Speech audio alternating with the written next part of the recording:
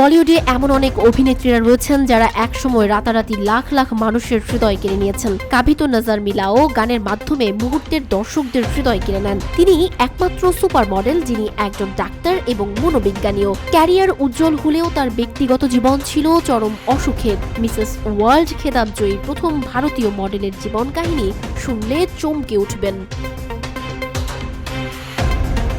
ডাক্তারি পড়ার সময় সিনিয়রের প্রেমে পড়েছিলেন এবং যখন তিনি বিয়ে করতে চেয়েছিলেন তার পরিবার বাধা দিয়েছিল। বিয়ের পর সে তার ধর্ম পরিবর্তন করে, এমনকি নিজের নামটাও পরিবর্তন করে সারা রাখে। তবে তাদের সেই প্রেমও অত্যন্ত দুঃখজনক। লাখ লাখ তরুণের প্রিয় এই অভিনেত্রী প্রেমেও অভাগা ছিলেন। তবে তিনিই প্রথম ভারতীয় যিনি মিসেস ওয়ার্ল্ড খেতাব জিতেছিলেন। তার সৌন্দর্য দিয়ে মানুষকে পাগল করে দিয়েছিলেন রাতারাতি।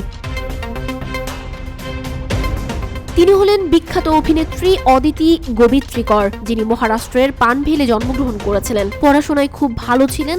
MBBS পড়ার পর তিনি মডেলিং শুরু করেন এবং 1996 সালে গ্ল্যাড্রাগস মেগা মডেল প্রতিযোগিতায় জয়ী হন। তার কর্মজীবন উজ্জ্বল ছিল, কিন্তু তার ব্যক্তিগত জীবনে অনেক অশান্তি ছিল। হাজারো পুরুষ এই অভিনেত্রীর প্রেমে পড়েছিলেন, তবে নিজের প্রেমের জীবনটা খুবই দুঃখের নায়িকার। অদিতির সৌন্দর্য সবসময় সবার দৃষ্টি আকর্ষণ করত। বলিউডের সংবাদ মাধ্যমের প্রতিবেদন অনুসারে অদিতি তার ডাক্তারি অনুশীলনের সময় তার সিনিয়র মুফাজ্জল লাকদাওয়ালার প্রেমে পড়েছিলেন। প্রায় 6 বছর ধরে দুজনের সম্পর্ক ছিল বলে জানা গেছে। অদিতি 1997 সালে মেডিকেল কলেজ থেকে স্নাতক হলে তিনি এবং মুফাজ্জল বিয়ে করার সিদ্ধান্ত নেন। যাই হোক, তার বাবা মা চাননি যে সে মুফাজ্জলকে বিয়ে করুক, কারণ সে অন্য ধর্মের ছিল।